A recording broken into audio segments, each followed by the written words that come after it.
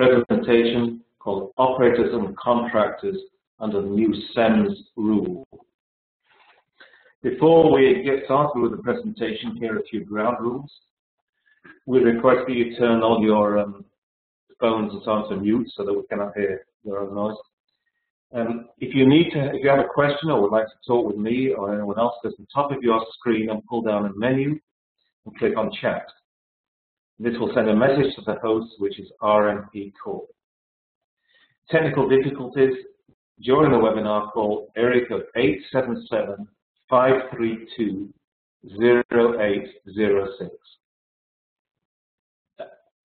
Questions, if you do send them, will be anonymous. You can send an email if you wish to registration@rmpcorp.com and you will receive an answer within 24 hours.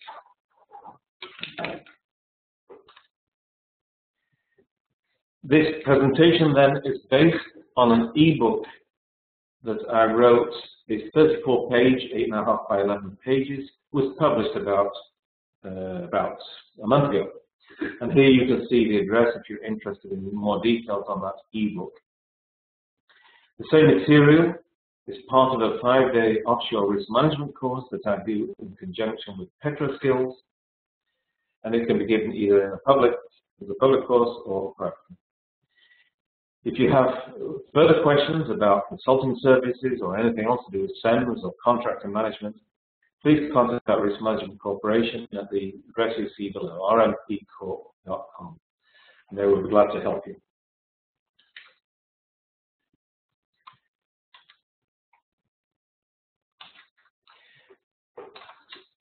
Excuse me.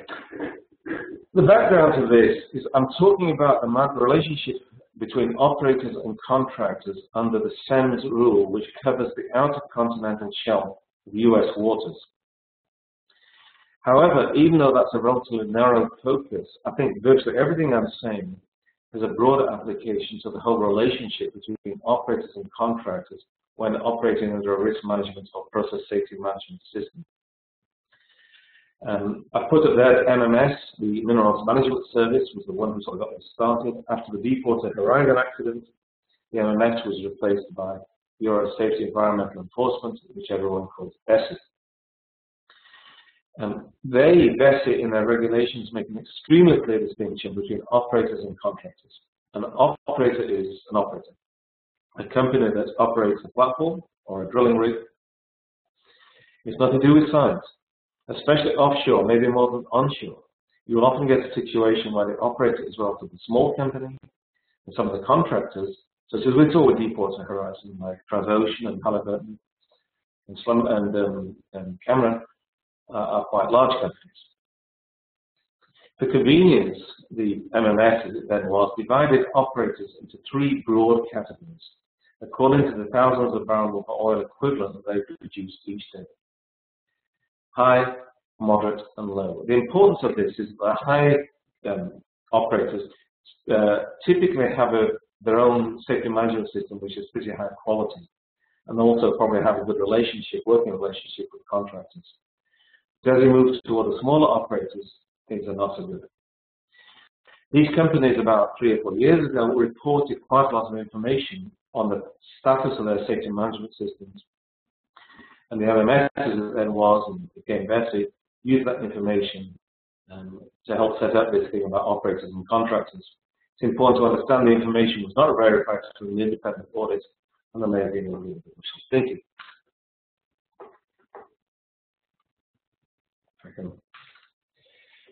So they have 3 types of operators. Basically, those with more than 10,000 barrels equivalent and so on and so on. You can see in the table. So the number of operators, mostly in the Gulf of Mexico, high activity, these are large companies, is 13. And about 4 years ago, basically all of them said that we have a good safety management system. And the number of moderate companies is 41, and 71% of them said they had a good system. And for the smaller companies, it's down to 37%. As you can see, this gives a total of approximately 120 or 130 operators in the Gulf of Mexico and a little bit in California. How many contractors are there? We don't know, but it's some thousands. If you include small companies, probably tens of thousands. The principles of SEMS, Safety Environmental Management System, are spelled out in this general thing. For those of you who are familiar with onshore process safety management, SEMS and PSM are very similar. There are differences, and many of those differences actually have been closed with the proposed new SEMS 2 rule. And this general element basically provides a management background to the way SEMS is to be managed offshore. The key sentence from the point of view of this presentation today are highlighted in red. Management, that is operator management, is responsible for the overall success of the Safety and Environmental Management Program. They make it very clear that, and again, this is part of the rule, and I put it in red, and I'm going to read it because it's so important. It is the intent of this rule to hold the operator accountable for the overall safety of the offshore facility, including ensuring that contractors and subcontractors have safety policies and procedures in place that support the implementation of the operator's SEMS and align with the principles of safety set forth in Recommended Practice 75. That's a long sentence, it's rather a mouthful, but in summary it's saying very clearly, the responsibility for safety offshore rests entirely with the operator. That is, with a company that leases the platform or the drilling rig. The contractor, no matter how big it may be, does not have a responsibility to the agency. The contractor has only a responsibility to the company it is working for. And indeed, there's no requirement that a contractor has to have a SEMS program. Many of them do, but most of them do. There's no requirement. The only requirement is on the operator to run a safe facility. This is very onerous, it's very demanding, and it's fairly unusual. The agency has no direct interest at all in the contractor's work. So, for example, if you work for a large contractor, the agency could not audit you directly, only as part of working under the operator. So, this means, therefore, say we have large and small contractors whose their responsibility is to the operators. What they need to do, and we'll talk about this in a few minutes, what the contractors need to do is create a map.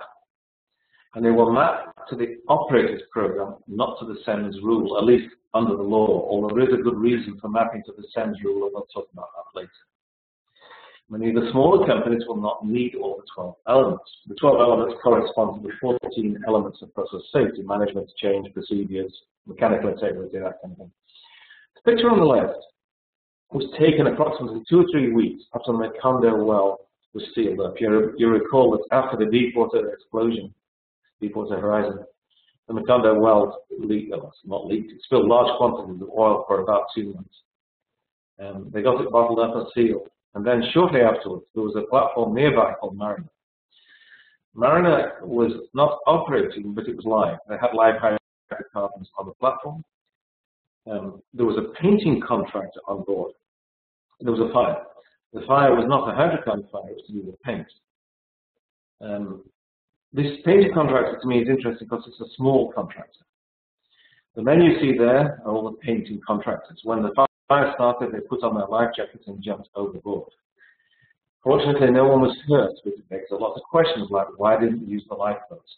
Clearly, there was a breakdown in the safety management system. Fortunately, no one hurt, but it could have been much worse. So here we have the 12, or actually 13 elements of SEMS. It's a little confusing because element number 1 is the general management principles, which I've ignored from the point of view of this slide. So it goes from 2 to 13. And you see the elements there, safety information, hazards analysis, all the way through to records and documentation. Those of you who are familiar with onshore process safety that have not worked offshore, you'll immediately recognize this. As I said earlier, there's a high degree of overlap between process safety management and SEMS. So now let's look at the elements of SEMS from the point of view of the contractor, this small painting contractor, who has, in this case, 13 people on board, and it's probably quite a small company. By the way, I don't know the name of the contractor. I'm just sort of, if you like, making it up. So the question is, does that contractor need to have safety environmental information? And the answer obviously is yes. He is bringing on board paint, solvents, and other chemicals that may not be familiar to the operator. Therefore, it's the duty of the contractor to report to the operator, or to the agency to report to the operator as to what is being brought on board and what the hazards are. Typically, these hazards are probably summarized in the MSDS. Well, the MSDS is not explicitly called out in the SEMS rule. RP14C, which is part of it, does refer to MSDS. Does the contractor, the small contractor, need to be involved in hazards analysis? Well, probably not. I've put P for partial. In other words, he will not conduct a hazards analysis on his own work, but it could be that the operator will ask this contractor to participate in at least part of a hazard or other study to do with the risks associated with a painting, maybe fire retardant equipment, that kind of thing. Similarly with management of change. The contractor won't necessarily have management of change, but the operator may ask him to participate. Procedures, no. This contractor is operating nothing. I'm not on the platform, only his own equipment. Safe work practices, definitely. The contractor will have to provide information about how to handle these paints and solvents, where to store them, and what to do if they spill and all that kind of thing. Training, probably not. Assurance of quality and mechanical integrity. Those doing the painting should meet all the appropriate mechanical integrity standards and codes or industry standards that are relevant to painting. Pre-startup safety review, probably not, because painting isn't involved in a startup. Emergency response. Clearly, as you saw in the picture, the emergency response failed. Those men went straight overboard, and you have to ask the question, why didn't they use the lifeboats? So clearly in this case, there was the efficiency. Investigation of incidents, probably not, at least maybe to help them follow up. Audits, probably not. Records and documentation. This is, by the way, an element that's not found in process safety management under OSHA. There's an explicit call out about having records and documentation, and certainly the painting contractor's information could be included in that. The whole point of this slide is to show that for small and medium-sized contractors, they do need to be involved with SEMS, but they don't necessarily have to have a full SEMS program. In fact, they almost certainly don't. Contractor selection criteria, I'm not going to read this. This is part of Appendix A. It's Appendix A, Recommended Practice 75. If you want help, call us, and we'd be glad to send it to you. It is a copyright document, so I can't just sort of mail it out willy-nilly. But we'd be glad to help you on this. So RP 75, which is recommended practice written in the year 1991, can help regarding contracting information. Once more, I reiterate, the primary responsibility then of the contractor is to the operator. They must show how they align with the operator's SEMS. You cannot have one size fits all. We just saw there's approximately 130 operators in the United States waters. Some contractors could easily be working with 20 or 30 of those operators. And each operator's program is going to be different. So that's a real challenge. You cannot have just one program, at least you probably can, you need to think about it.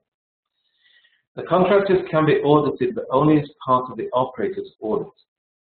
In other words, someone from BSEE, a government regulator, cannot walk into the contractor's office and do an audit directly, but they can audit them as part of the operator's own audit.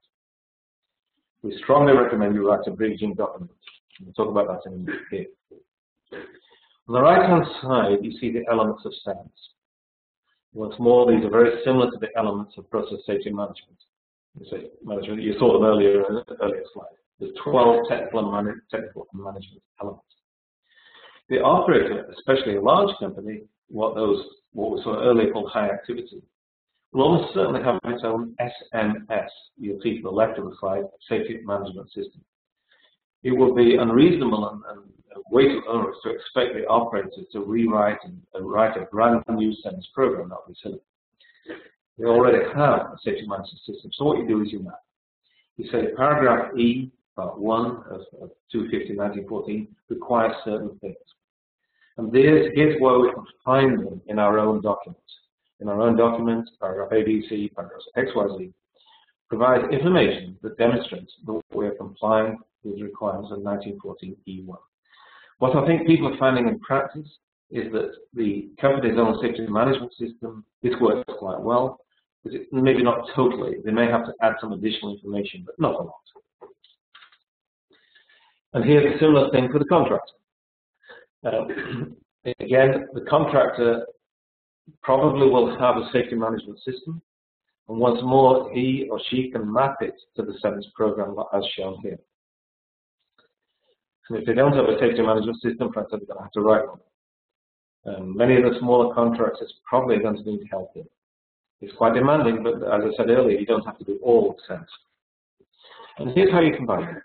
This gets around the problem of multiple operators and multiple contractors where you can have potentially thousands or even tens of thousands of interfaces. By mapping to the elements of SEMS, a contractor basically has a flange face, and then the operator has a flange face to SEMS. And through SEMS, they can, if you will, talk directly to each other. So a contractor can start working for a new operator with hopefully not a lot of change to their SEMS program. And the operator can bring on board the contractor once more with not a lot of work, we hope. Finally, final section of this talk. It is very appropriate, we believe, to do an interface hazards analysis. This is an analysis where the parties involved, the operator and the contractor, get together in a team using some kind of hazards analysis approach. It could be a HAZOP, it could be a what if, it could be failure mode and effect analysis. I think the appropriate role for FMEA offshore. The team probably will include process safety and SEMS representatives from each party, and it will include operations managers, maintenance managers, and anyone else who's needed. There will be a team leader, just like a traditional HAZOP, using HAZOP type software. And the team leader will work through the discussion, looking at equipment, processes, instrumentation, people. Although the issue discussed here is operators and contractors, in fact, what we're finding is that many of the hazard interface issues that are most critical are actually operator to operator. One thing about offshore that's maybe different from onshore is that many of the platforms, production platforms, are hub platforms. So they'll have tiebacks from other people's wells.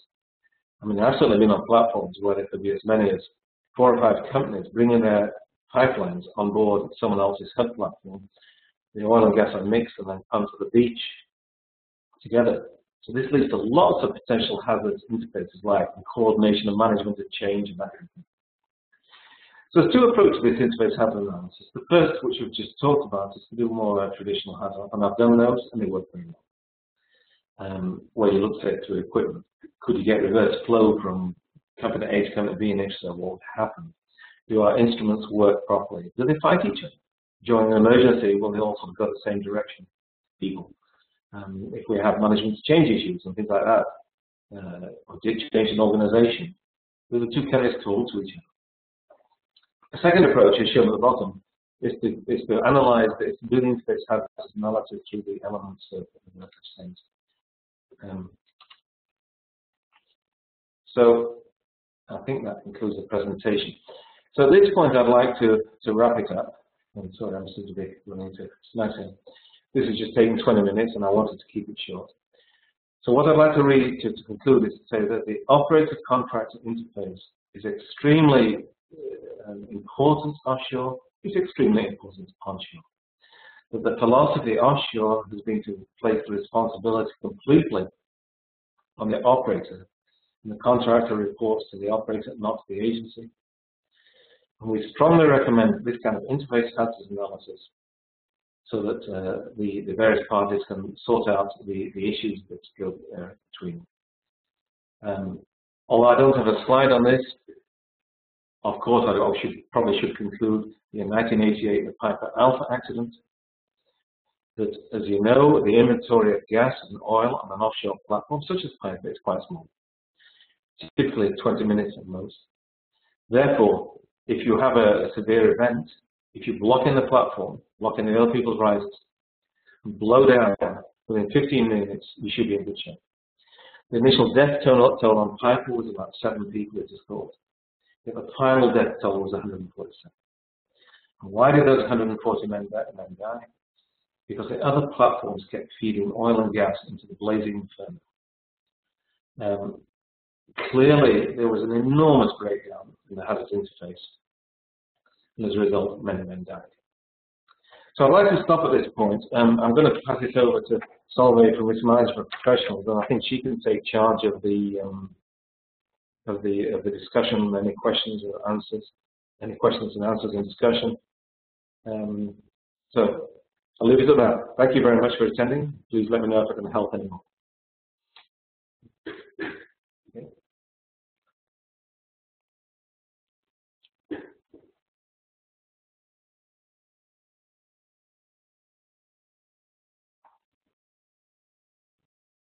Good morning. This Okay. is Solveig.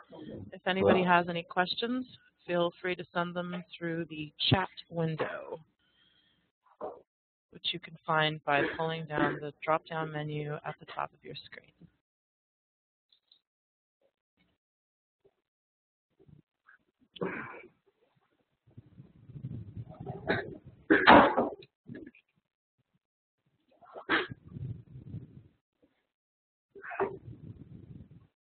All right, Ian, it doesn't look like we have any questions, so we'll wrap it up. Thank you so much for joining us today. Okay, do we leave the meeting? Yes, we do. Okay.